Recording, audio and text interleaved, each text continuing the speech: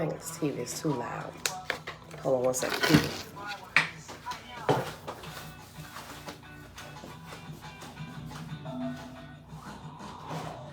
Access point for the beach will help.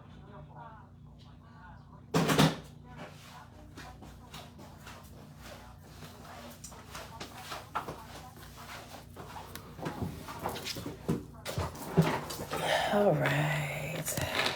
We'll be at Thursday.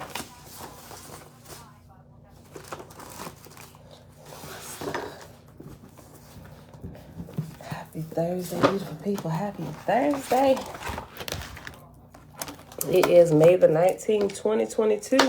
Day 112 of year 4 of reading through the books of the Law and the Prophets. Another 4-year consecutive day count. Day 1130. Today, we're picking up where we left off at in OAHSPE on page 102. And then we're going to hop on over to the meditation book on page, we stopped on 134, but I think we actually started on 134, down at the bottom. Page 134. Okay.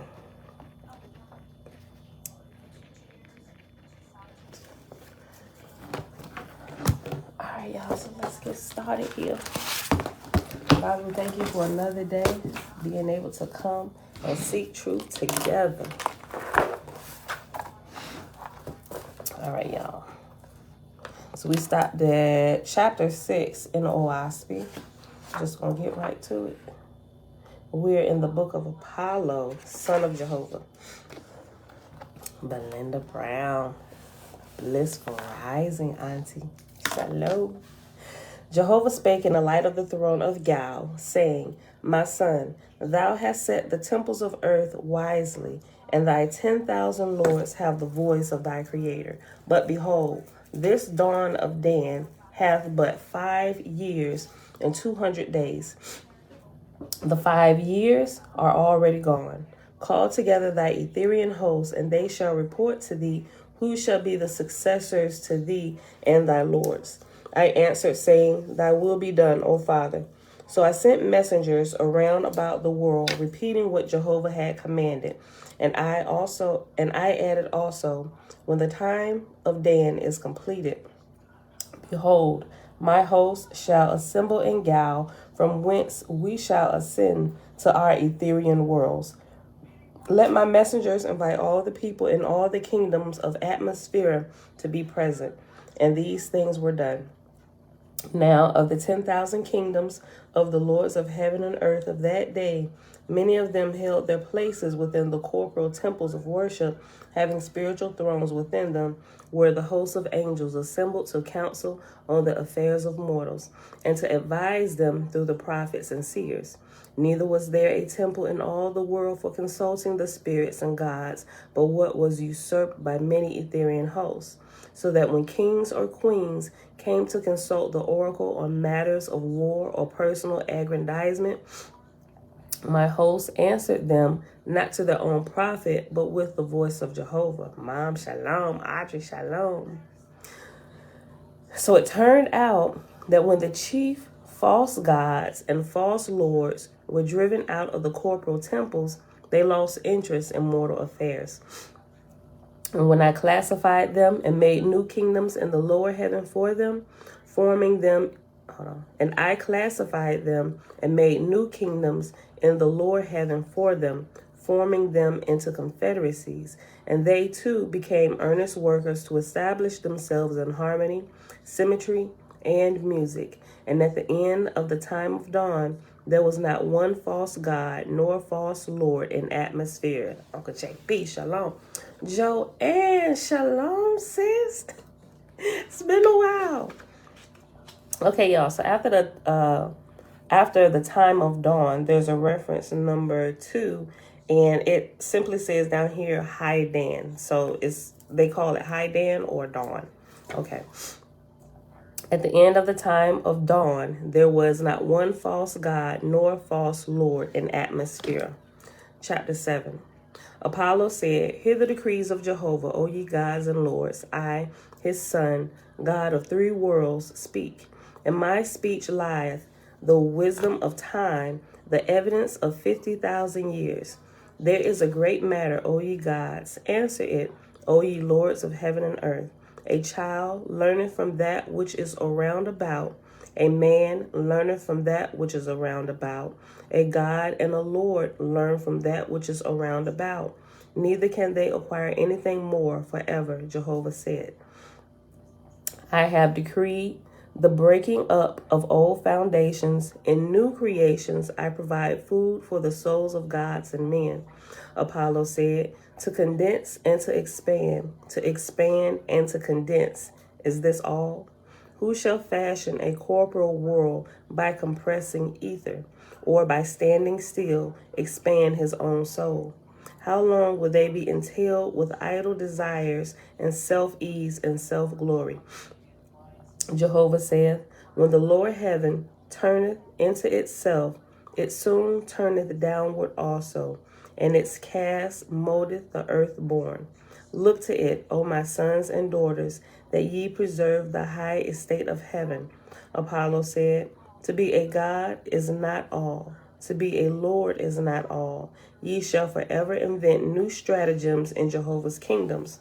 Your people shall be forever infatuated with continual surprises, or your kingdoms in heaven will go down.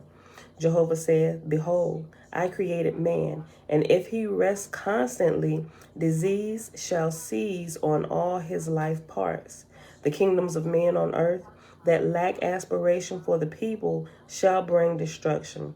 To the kingdoms in the lower heaven, the lack of invented new glories shall breed up false gods and false lords. Apollo said, to be a weak man is nothing. To be a weak king is nothing. To be a weak God is nothing. But to be strong with Jehovah furnisheth food for the kingdoms of men and angels. Think not, ye gods and lords, that to be a good God is easy, or to be a good Lord is easy, or to be a good corporal king is easy. He who ruleth in heavenly kingdoms must forever furnish food for the souls of angels and men. I, Apollo, son of Jehovah, give you a parable suitable for gods and kings. A multitude, I'm sorry, y'all, my ear itching. Okay. I, Apollo, son of Jehovah, will give you a parable suitable for gods and kings. A multitude go into a forest. One man goeth a little before the rest, and he calleth, Hear, hear. Then he goeth a little further, and he calleth, Hear, hear. And the multitude follow. Whereon ye reason well, saying, if the leader go too fast for the multitude, they will not follow. And if he go not fast enough, they cannot follow. Wherein of the last condition, anarchy ensueth, and new leaders are chosen. And these conditions follow all peoples on earth and in the lower heavens. But the glory of the emancipated heavens in Ethera lieth in the development of every soul into ripeness and bloom, with none too fast nor too slow, but all as one, and one with Jehovah. Is not this testimony of the all-person, a ruler of a city, a ruler of a state, a ruler of a kingdom? Without a head to lead and to govern, what people have been found? With the God and lords and kingdoms in heaven, what angels are found? Strollers, beggars, druhas, and vampires. He who setteth himself up against the king, what is he? He who setteth himself up against the all-person, what is he? Where is the fruit he hath brought to market? His speech is cunning in denial, his arguments for liberty, the bait of Hada. He crieth out in justification of his mutiny, liberty, liberty, but he leadeth to inharmony and darkness. After that, he rusheth to the fort, crying out, follow me, follow me. I will lead to truth and light, and he himself becometh a God, but in falsehood, even as by falsehood he denieth the true God. A great fact declare I unto you, O gods and lords. A line lieth betwixt the man who hath too much opinion of his own, and he who hath no opinion at all. One is to be pitied, the other censured. Which judge ye? Do the gods pity of these two, and which censor?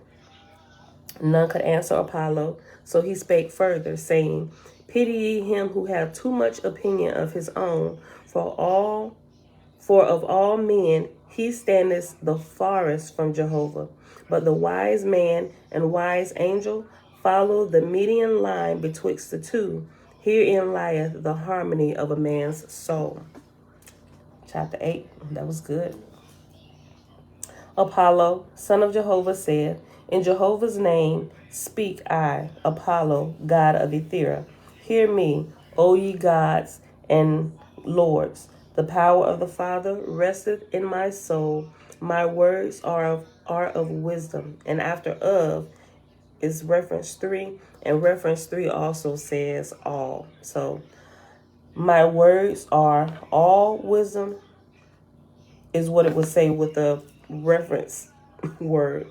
But it says up here in the current edition, my words are of wisdom. Oh, great spirit. Hallelujah. Oh, great spirit, creator of all spirits, female and male, we worship you. Hear me, O ye gods and lords. The power of the Father resteth in my soul. My words are of wisdom. Think of this great matter, the growth of love. As a man loveth his city and his country, what think ye Apollo have forgotten? Have I not told it in Ethera? I sprang from the red star, the earth. Wherefore shall I not take pride before Jehovah, and hold up my head in Ethera, where I have neighbors that sprang from other stars? Shall a man forget his love because he is a god? Nay, verily, when I was a mortal, I loved my neighbors. When I entered the second resurrection in atmosphere, I loved all the people of the earth. And when I rose up to Ethera, my love expanded to 1,000 worlds. But of all places, how can I make the earth and her heavens second in the love of my soul? As a mother inventeth diversions and employment for her children, shall I not gather fruit from Jehovah's repositories to feed the atmosphere in heavens? I came and found ye in a dark forest with briars and thorns, but behold, O ye gods and lords, the lower heaven hath become a paradise. And after behold, it has reference number 4, and down at the bottom for reference number 4, it says, but behold, or now. Verse 4, let me recall the philosophies I have overthrown. The false gods and false lords said, it is well that there be war and destruction in heaven, otherwise it will soon be too full. For they saw not the higher heavens, their arguments were framed in a dark corner, and because of their evil inspiration, they gave mortals the same philosophy, saying, war is justifiable, lest the earth become too full. For these dark angels shut out from mortals the higher light of faith in Jehovah, justifying themselves in war and the slaying of whom Jehovah hath created alive, by their behavior, thrusting condemnation in Jehovah's face for what Jehovah hath done. Neither knew these mortal philosophers that they were under the inspiration of spirits of darkness, nor would they wait till the earth was full of people to prove whether their philosophy was true or false. For as ye of heaven were given to deeds of darkness, your kingdoms reacted on earth, making drooks out of men and women, from which have all these heavens turned from evil ways and become as stars of glory in Jehovah's universe. Think not that only great thunders and terrible stratagems can govern heaven and earth righteously. For as one man in an army may cause a panic, or one brave man's upraised hand lead a nation on to victory, so can ye, O gods and lords, by wisdom, in the smallest of Jehovah's plans, rule over heaven and earth, for the glory of his everlasting kingdoms. That which I declare unto you, go ye and declare throughout heaven.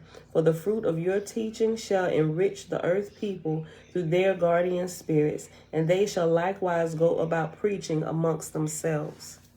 That's good. Chapter 9. When Apollo, Jehovah's son, had finished his labor, the dawn of Dan, God foresaw that his resurrection and his people with him had come. So he sent his proper officers to the libraries of atmosphere to learn of all the Etherian hosts So he sent his proper officers to the libraries of atmosphere to learn of all the Etherian hosts should be selected to remain as God. I feel like I'm reading that wrong. Hold on.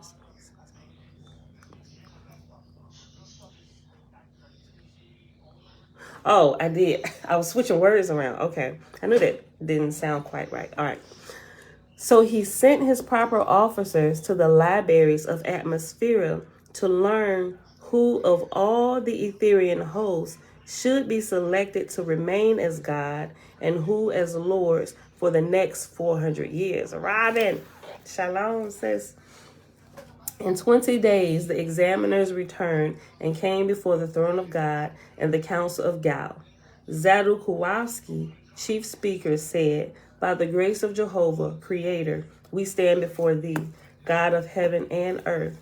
We find by the ancient precepts, adjudged wise in the foundations of atmosphere, one Ger, highest and most proficient of all the hosts of heaven, to be anointed God for the next 400 years. God said, I remember Ger from Magil and Suftus in Ethera, God of Re Yatuv and Aji 72. Let the marshals go to him and acquaint him with Jehovah's decrees in the name of God, and they shall provide suitable conveyance for Ger to come to Gal according to his rate." So the marshals, 10,000 in number, besides 10,000 musicians, went and brought Ger before the throne of God, coming in an otivan prepared for the purpose and adorned with 1,000 pillars of light. God said, I salute thee, O Ger, in the name of Jehovah, Creator. Behold, Apollo. Apollo stretched forth his hand, and Ger came and shook his hands with him, standing by the throne. Ger said, that I have lived to see this day, O Jehovah. I am blessed indeed. Thy will, O God, and Jehovah's be done. God said, behold, the dawn of Dan is within 30 days to end, and all who choose and are prepared for the third resurrection to be taken up to Ethera, besides thyself, O Ger, there are 200,000 Etherians who have volunteered to remain another 400 years in the atmosphere in heavens and on the earth. From them thou shalt select 10,000 lords and bestow them with kingdoms over mortals. And after 10 for 10,000 lords, down it has reference number 5, and that says 1,000. From them shalt thou select 10,000 lords and bestow them with kingdoms over mortals. 2,000 million angels will I raise up with me to Ethera. To thee, O Ger, I bequeath 2,000 million atmospherians who have been initiated in the second resurrection, and of the first resurrection 250 million, and of fetals 300 million, and besides these the inhabitants of the earth, men, women, and children, 700 million. God ceased speaking, and Ger said, Thy will be done, O Jehovah. Thereupon the Esinars sang, and the trumpeters played the march of Apollo, Jehovah's son. Presently the marshals and messengers bowed before the throne, and the light of the golden fire came down from Ethera, cast out by the gods of Helmasha, Orion, ark of Tanea, and it fell about the throne of God, so that many could not look thereon because of the brilliancy. Trina, hey girl, hey. God raised up and Apollo by his side. God said, I stretch forth my hand unto thee, O Jehovah. Behold thy son, Ger, God of Rayatuf and Ethera, an earthborn, 40,000 years, inhabitant of thy emancipated realms, by thy power and in thy name, O Jehovah. I proclaim him, God of heaven and earth, to bestow thee and thy kingdoms on angels and men. Be with him, O Father, Creator, that he may add unto thy glory forever. Amen. God took off the triangle and hung it on Ger's And then after Gers, it said God's neck, because he just transferred power. So he's no longer, Apollo's no longer God. Ger is now holding the title of God. God took off the triangle and hung it on Gers, God's neck, saying, I now bestow thee with the heirloom of the gods of the red star, the triangle of the ancients, and that thou mayest be still further honored. Behold, one higher than I, even Apollo, shall weave a crown for thy head. Apollo walked to the left hand and raised his hand upward, and there came from unseen space a flame of yellow light and lodged on his hand, and he turned it but half around, and lo, a crown with sparkling gems stood upon his finger's end. Apollo said, Incomprehensible all light, weave me a crown for thy son, God of heaven and earth. And even whilst he spake, it was done, and he placed it on Ger's head. And God went and sat in the midst of the throne, saying, Throne of thy throne, O Jehovah, all things are thine. For my resting place to do thy will, this shall be. During the ceremonies, the music was timed accordingly, and when the new God was crowned, the multitude of 1,000,000,000 applauded with great joy. When all was quiet, God rose up from the throne, saying to Apollo and to him who had been God, in Jehovah's name, come and honor my throne. Accordingly, they both sat down on the right hand of God. God said, In 30 days, the dawn of Dan will end. Let the marshals, through the messengers, proclaim the resurrection of 2,000,000,000 to the Etherians on that day. Proclaim it in all the heavens of the earth, inviting all to come who can, for it shall be a day of the feast of glory. But say not to anyone that there hath been a change of gods, nor that great Apollo will rise also, lest sorrow come upon the people. The marshals then selected messengers, a great number, and sent them throughout the heavens of the earth, proclaiming the commandments of God. God spake further, saying, For 30 days shall the council deliberate on my 10,000 lords, selecting and allotting them, and I will crown them in the name of the Father. Apollo then said, Now will I clothe myself in strange colors, that none shall know me, and during the 30 days I yet tarry, I will go around about the earth, that I may again look upon the star of my birth. And he who had given up the throne said, Thy joy shall be my joy also. I too will again visit the star of my birth. Accordingly, God said, Joy be unto ye twain in Jehovah's name. Behold, I will throw a thick blanket over the throne, and ye shall change your attire, and when I withdraw it, ye shall walk forth unknown. And this was done. What we got? 23 minutes? All right. Chapter 10. We'll read it. So Apollo visited all the divisions of the earth and the islands in the ocean, and his traveling attendants, companions, and officers made a record of all things they saw, especially those relating to the corporeans, their manners, sizes, color, habits, education, and procreative capacities, and the records were taken with them to be finally carried to Ethera in the coming ascent. And Apollo and his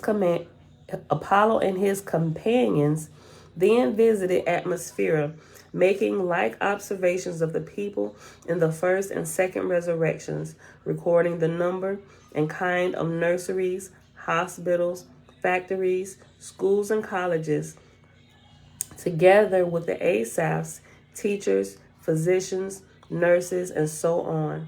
And this record was also prepared so as to form a brief history of the earth's heaven. On the 28th day, Apollo and his host returned to Gal, the place of the throne of God in the lower heaven. In the meantime, the word of God, commanding the assembly for the ascent of 2,000,000,000 of Jehovah's brides and bridegrooms, had aroused the people of the lower heaven beyond measure, millions of them never having witnessed an ascent, nor in fact had seen and a fearing Adavaysit, a ship of fire. I don't know. I might use that for the title today. Adavaysit. I think I pronounced that right. But it's another ship. It's a ship of fire. On the 29th day, on the 29th day, in the evening, a light was seen high up in the firmament, and to the northwest, brilliant, like a star of the first magnitude. Presently, it grew larger and brighter and shot across the southwest firmament, and then began to descend toward the earth, growing larger and brighter as it came. The people of the lower heaven knew it was the Adavaysit in the third resurrection, and they rejoiced before Jehovah, singing and praying. And now the marshals and proper persons for the purpose commenced to form the groups of brides and bridegrooms of Jehovah. And the groups were arrayed in stars, crescents, squares, and circles and ovals, being classified according to their rates in these figures. And the groups had banners and signals of colored lights according to their rank in love or intelligence or of good works or other characteristic virtues. The more I read this, I think about some of the videos that you see on YouTube and some of the things different people catch.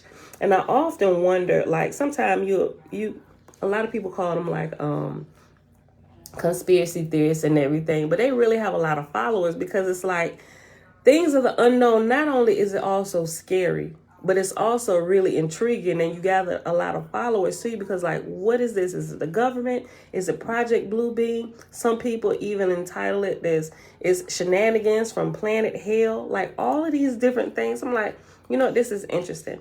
And a lot of times it create fear. It's fear of the unknown. So a lot of them that I noticed, at least one channel that used to be real prominent before the channel's leader passed away not too long ago, they talked about Planet Hell a lot. But it used to always intrigue me, because I would go looking for some of these things. I'm like, you know what?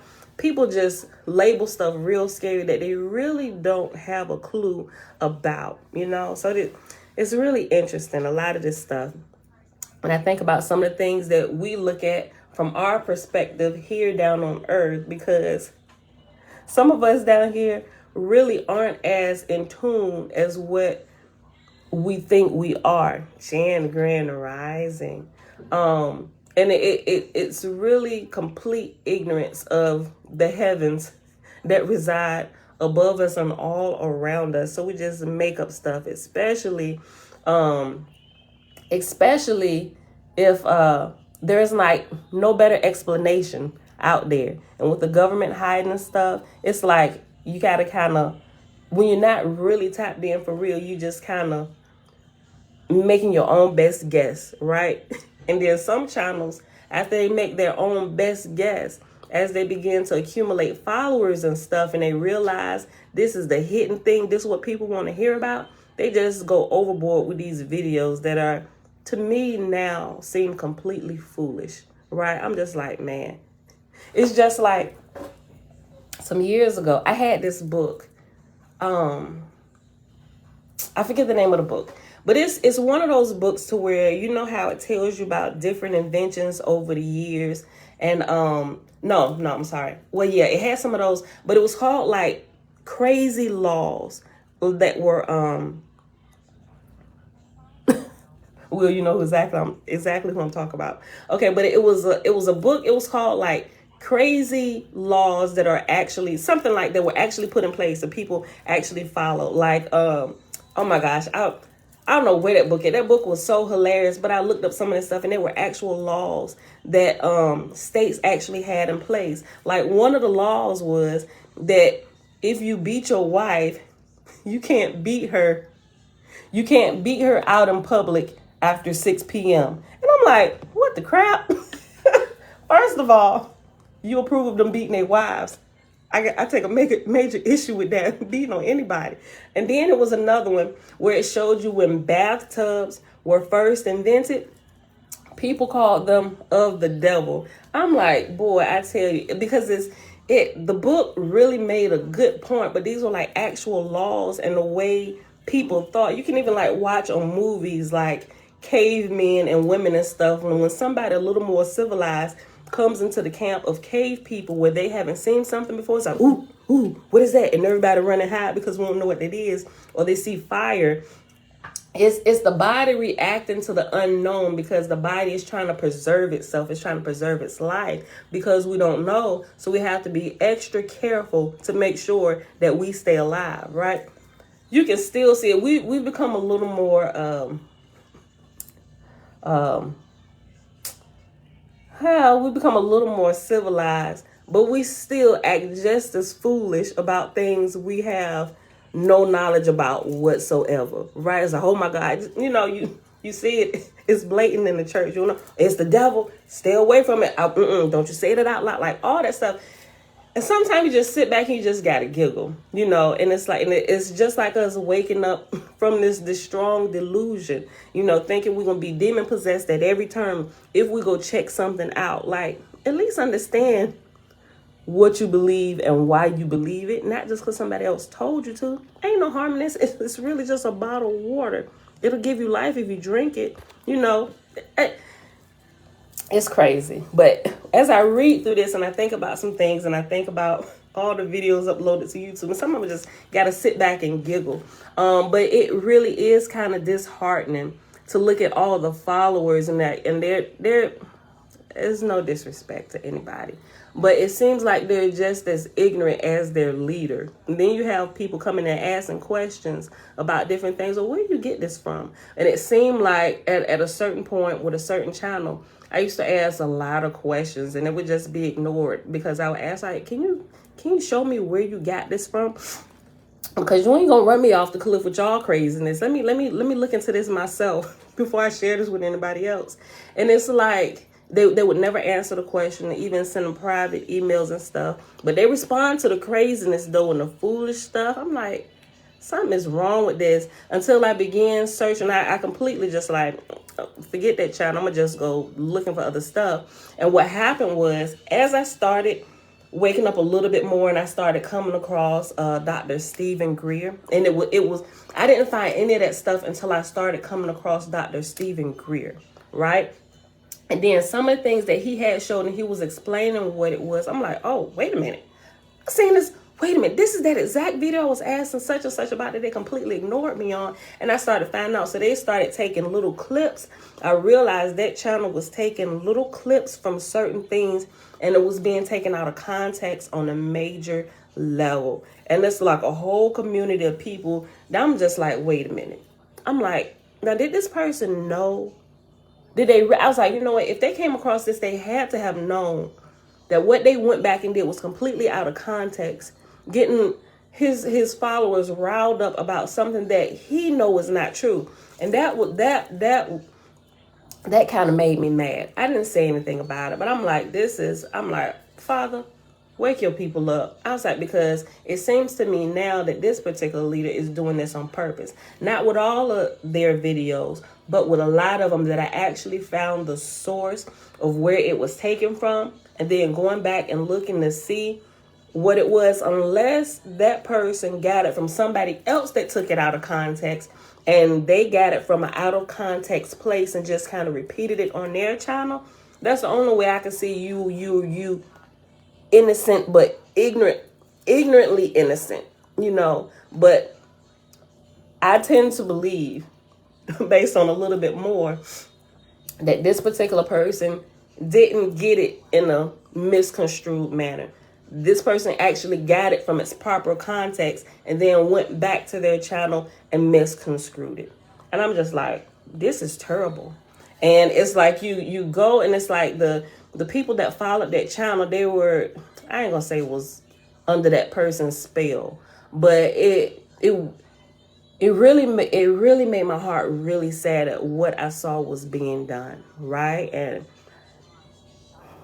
I don't know, but that person is no longer living. And I'm just like, when I found that out, I'm like, ugh. I'm wondering if it was because unseen forces saw this and saw how many people was actually following this particular person and saw this being done, that this actually happened. I don't know. I'm not judge nor jury on these things. But what I personally found out, it was really disheartening what I was seeing being done, right? And even though the channel is still up and it's lost a lot of its followers, the shenanigans are still being carried on by family members. And that is really disheartening, because I'm not exactly sure if the family members that are carrying it on actually knew what the particular leader was doing. And from my understanding, at least from what I observed, based on how the current person who's running the channel is trying to present the message, the stuff that they're uploading, I really think that person at this point is truly ignorant of what's being done. And it's like they're trying to scramble for stuff to find to keep the channel going. But you can see it's died down a lot to where they were like 30,000 views. Now they're barely breaking 1,000, you know, and maybe that's a good thing, right? Maybe that's a good thing. Maybe to give people a chance to be, to have that illusion broken for them, so they can, of course, they're gonna go searching for the information that they was getting, and when they find it's not coming like that, maybe to give them a little break to wake up just a little bit more, you know. But it's crazy. And this happened recently this year, like a couple months ago. It's probably been about 2 months, 2 maybe 3 months since this person has passed. Y'all bless their soul, you know. Okay, let me read this again. On the 28th day, Apollo and his hosts returned to Gal, the place of the throne of God in the lower heaven. In the meantime, the word of God commanding the assembly for the ascent of 2,000 million of Jehovah's brides and bridegrooms had aroused the people of the lower heaven beyond measure. Hold on. Let me read that again. On the 28th day, Apollo and his host returned to Gal in the place of the throne of God in the lower heaven. In the meantime, the word of God commanding the assembly for the ascent of 2,000 million of Jehovah's brides and bridegrooms had aroused the people of the lower heaven beyond measure, millions of them never having witnessed an ascent, nor in fact had seen an Etherean Adavaysit, a ship of fire. Robert, what's up, bro? On the 29th day, in the evening, a light was seen high up in the firmament, and to the northwest, brilliant like a star of the first magnitude. Presently, it grew larger and brighter and shot across toward the southwest firmament, and then began to descend toward the earth, growing larger and brighter as it came. The people of the lower heaven knew it was the Adavaysit on the third resurrection, and they rejoiced before Jehovah, singing and praying. And now the marshals and proper persons for the purpose commenced to form the groups of brides and bridegrooms of Jehovah. And the groups were arrayed in stars, crescents, squares, and circles and ovals, being classified according to their rates in these figures, and the groups had banners and signals of colored lights according to their rank in love or intelligence or good works or other characteristic virtues. And these groups were arranged into combinations, every combination representing the work done by a sub-lord or sub-god. And these combinations were again formed into 4 visions representing the 4 great divisions of the earth and the 4 lords, Jehovah's sons, so that when the whole 2,000 million spirits were in due form, they characterized harmony, symmetry, and music, being the symbol of Apollo, son of Jehovah, god of 3 Etherean worlds, brevet Orion chief. At midnight, the sea of fire, the Adavaysit, reached Chinvat, the border of the Earth's vortex, just beyond the orbit of the moon, and in size twice the moon's diameter. Here, the ship halted for 4 hours, and then again began to descend, and rapidly, fearful to behold, becoming more scarlet within the vortex, but growing larger and definite in figure. And lo and behold, when the Adavaysit drew near, it was in the form and figure of the groups of brides and bridegrooms of Jehovah. It had 50,000 curtains and 100,000 banners, and the host within the ship, 7,000,000 souls, bore each a streamer of phosphorescent light of all colors, shades, and tints, and arrayed in symbols of the name Apollo. Unlike all other Etherian ships of fire that has yet visited the earth's heavens, it was provided with openings in the bottom, 500,000 in number, which were the places of entrance and exit. And the openings were studded with crystals of ceaseless fire of all conceivable colors, shades, and tints, and sizes, and figures, and curves, circles, angles, crescents, and so on. And up within the openings were the crystal and opaque chambers provided for the heirs of the third resurrection. And yet within these chambers were the reports of guardian angels of the lives and good work heretofore done by every man and woman of all the 2,000 million who were to ascend to Jehovah's higher heavens. But in all the records there was not recorded one evil thing, or dark deed, or selfish thought. For of all these things the ascended host had long since purged themselves, since they were gems of the pure light of the Father of all. I like that. Maybe we'll use gems of the pure light of the Father of all. High up within the ship were the beams and network of timber and ropes and arches, and around about the whole ship was the photosphere of its power, so that the whole Adavaysit was like a crystal ship within a globe of phosphorescent light. And yet in fact the ship was the true light, and the angels the light of that light, whilst the photosphere was really the shell of darkness made reflective. All right, babe. Make sure you call me when you get done, because I got to tell you something. I will. All right, Love you too. This then, we almost done, y'all. We got 3 more verses. This then was the size of the Adavaysit, 2,000 miles, east and west and north and south diameters, and 7,000 miles high. And the ship within it was 100 miles, east and west and north and south diameters, and 200 miles high. As the earth is opaque, with a transparent vortex around it, so not so, but opposite, is the structure of an Etherian Adavaysit, being light and habitable within as well as without, like the Etherian worlds in the firmament. As Jehovah maketh worlds and sendeth them forth in the places of his firmament, so in imitation of him, his Etherian gods and goddesses make Adavaysits to traverse space from star to star, and from one Etherian region to another. Great in wisdom and power are Jehovah's Etherian gods and goddesses. Yet they too were once but men and women with corporal bodies. Jehovah said, I have given power to spirits of the newly dead to clothe themselves from the atmosphere with corporal semblances of flesh and blood. And to my exalted atmospherian angels, I have given power to clothe themselves from the ether in forms of light.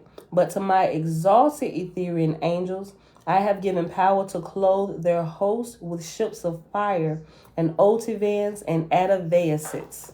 And that is the end of chapter 10. So we'll pick this back up tomorrow with chapter 11. That was good. That's really interesting. Okay, where we at? 44 minutes. I know my little bit of side road took us off, and we would have been done at the 30-minute mark with that chapter. Okay, so let's hop over to the meditation book. Pick back up where we left off at yesterday on the creation. So we read about the objects of meditation yesterday, so it's going to go right into the creation. It alluded to it a little bit yesterday, but we paused right at the end. Hey, girl, hey. How you sleep? Good. Good? Okay. Look, sis, I don't know what you do with my Carmex, so I got your little, I'm using your lip gloss. Put some on. Okay. Page 134 down at the bottom. It's entitled The Creation. The process of creation is explained in the form of a cosmological system for better understanding. Cosmology is a branch of philosophy dealing with the origin, processes, and structure of the universe. Cosmology is the astrophysical study of the creation and evolution of the universe. So cosmology and cosmology. Both of these disciplines are inherent facets of Egyptian philosophy through the main religious systems or companies of the gods and goddesses. A company of gods and goddesses is a group of deities which symbolize a particular cosmic force or principle which emanates from the all-encompassing supreme being, who we term and call Yah, from which they have emerged. The self or supreme being manifests creation through the properties and principles represented by the Pautti company of gods. Pautti is spelled Pautti. I don't know what that means. I'll look it up later. But it's spelled Pautti. But y'all can look it up when y'all get a chance too. Hold on. The self or supreme being manifests creation through the properties and principles represented by the Pautti company of gods and goddess cosmic laws of nature. The system or company of gods and goddesses of Anu is regarded as the oldest and forms the basis of the Osirian Trinity. It is expressed in the diagram below. Okay. So here's the diagram. It's not below, it's actually moved over to the next page. So this is right here, and I'm going to read it to you. So the diagram is in the form of names. So starting at the top, you got Neberger, then it goes down to Ratim, then it goes down to Hetheru, Jehuda, and Ma'at. Then it goes down again, but when it goes down, it goes out to Shu and Tefnut, and then down to Geb and Nut, and then down to Asar and Aset. So these are couples, right? Okay. Yeah, so Shu and Tefnut then goes down to Geb and Nut, and then down to Asar and Aset. And that was straight down from Geb and Nut to Asar and Aset, but down to the right, going down from Geb and Nut. Okay. So from Geb and Nut, you have three that go out. Okay, so say it's a parent and you got three children. Okay, so it's like the parent, Geb, and Nut, and then it goes down to three couples, like left, middle, right. Okay, so to the left from Geb and Nut is Set and Nebahet. And straight down is Asar and Aset. And then to the right is Asar and Nebahet. And down from Asar and Aset, you have Heru. And back over here to the right, down from Asar and Nebahet, you have Anpu. Okay. The diagram above shows that Paset, I'm sorry, nope, that's not Paset. Sedjet, Psedjet, Sedjet, and then parentheses is Enid, or the creative principles which are embodied in the primordial gods and goddesses of creation, emanated from the supreme being. Ra or Ra-Tim arose out of the Nu, the primeval waters, the hidden essence, and began sailing the boat of millions of years. And boat of millions of years is in italics with quotes around it. Boat of millions of years. Tuda, can you keep saying what you're trying to do? You know you could have just wrapped up and stayed on bed, right? You just want to sit on my lap. Okay. All right. Francis, shalom, shalom. Okay. Let's see. Let me go back. Ra or Ra-Tim arose out of the Nu and Nu is the primeval waters, the hidden essence, and began sailing the boat of millions of years, which included the company of gods and goddesses. On his boat emerged the netters, or cosmic principles of creation. The netters of the Ennead are Ra Atum, Shu, Tefnut, Geb, Nut, Asar, Aset, Set, and Nebahet. Hetharu, Jehudi, and Ma'at represent attributes of the Supreme Being as the very stuff or substratum which makes up creation. Shu, Tefnut, Geb, Nut, Asar, Aset, Set, and Nebahet represent the principles upon which creation manifests. And Pu is not part of the Ennead. He represents the feature of intellectual discrimination in the Osirian myth. Sailing signifies the beginning of motion in creation. Motion implies that events occur in the realm of time and space. You want to go to the bathroom and do that? You done? Girl, we live. Don't pick your nose on the live. Listen. Yeah, just pull the covers up over your face if you need to pull yourself together. Sailing signifies the beginning of motion in creation. Motion implies that events occur in the realm of time and space. Thus, the phenomenal universe comes into existence as a mass of moving essence we call the elements. Prior to this motion, there was a primeval state of being without any form and without existence in time or space. Kind of like what we read in Hebrews. I think it's Hebrews. Is it Hebrews 1:1?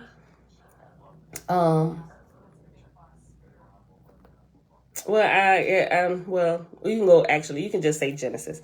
That's another facet of it. But you say Genesis. In the beginning, everything was dark and void, and the Spirit of God moved upon the face of the deep or upon the face of the waters. Okay. Concentration exercises is the next page and the next subtitle.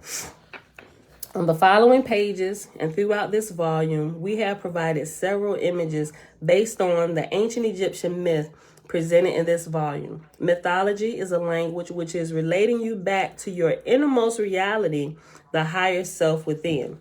In order to draw the greatest benefit from any mythology, it must be lived and practiced and not just read about for entertainment purposes.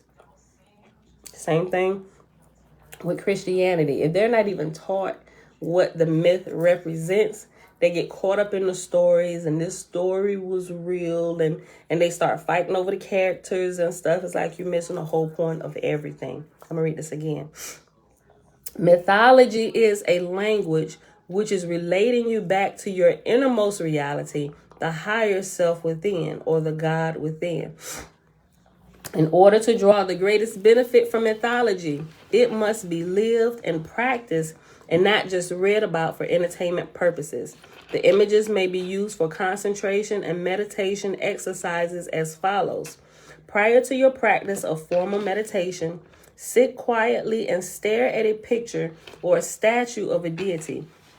At regular intervals, close your eyes and retain the form in your mind for as long as you can. Not to get this all chopped and screwed up with like the 10 Commandments where it says have no idols before me. This is not saying create you an idol. This is not talking about that. It's teaching you about meditation and how to focus, right? You didn't even have to pick a thing, but they chose one of the deities from the myths because each deity represents an attribute of the Father. Right? So Ma'at would represent, or in Ma'at in Christianity, you would call the Holy Spirit, right? But it's the attributes. Think about the attributes of the Holy Spirit, right? Patience, peace, kindness, joyfulness, giving, all of those things, balance, like keeping the laws, like all of that. Same thing with Ma'at, just scales, just judgment, righteousness, all those things. That's what Ma'at is in Egyptology, right? So they made Ma'at as a female character, which is also the representation of the Holy Spirit is referred to as, depending on where you at. A lot of places it's she, but it carries the feminine attribute. Even if they say Holy Spirit is he, it carries the feminine attributes or the feminine energy of creation, right? But it's the same thing. You're not necessarily focusing on an idol. You're focusing on those attributes of the creator, which is just happen to be embodied into this particular character that they created, right? So you're not focusing on this God, but you're focusing on the attributes of the Father to, so you can become one and also add those attributes to yourself as well. All right. In order to draw the greatest benefit from mythology, it must be lived and practiced and not just read about for entertainment purposes. The images may be used for concentration and meditation exercises as follows. Prior to your practice of formal meditation, sit quietly and stare at a picture or a statue of the deity. At regular intervals, close your eyes and retain the form in your mind for as long as you can.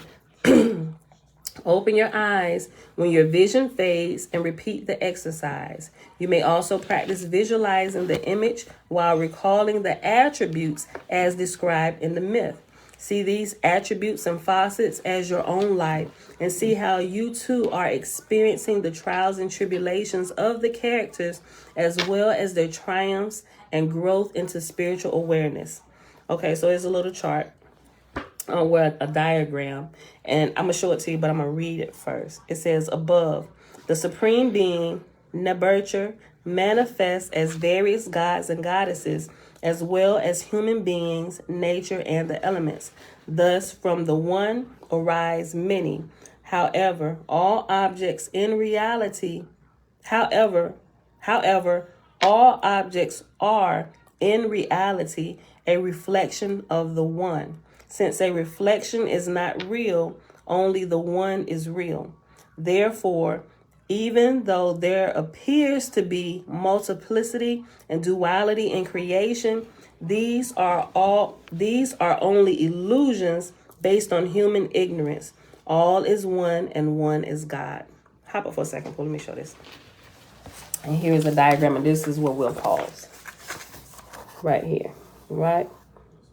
Neburcher or the netter, and these are the attributes. So you can say God or Yah, Yahweh, whatever, the source, the great spirit, right? This is the great spirit, and out from the great spirit, you have all these characteristics and attributes, which in Egyptology, they created each attribute into a character, right? And it tells a story. And telling a story with each attribute helps you remember the attributes better about the Father. But somehow we kind of got a break in our understanding where we don't realize that that's what this really is. So we can learn about ourselves and the God who lives within us that we are a part of. We just emanate from him, right? We are many facets of the one complete whole, right? And if we don't remember that, or if we're not taught that, we get all chopped and screwed. And thus you have the mess that you have in the religions today. Right? Okay. So that's that. And this is where we'll pause at because we're at 58 minutes. So we'll pick this back up, and it's going to get into the details of this diagram, and it's going to explain them. It's not going to explain all of them. I think it explains it as a group. But it shows you a couple different pictures. Okay.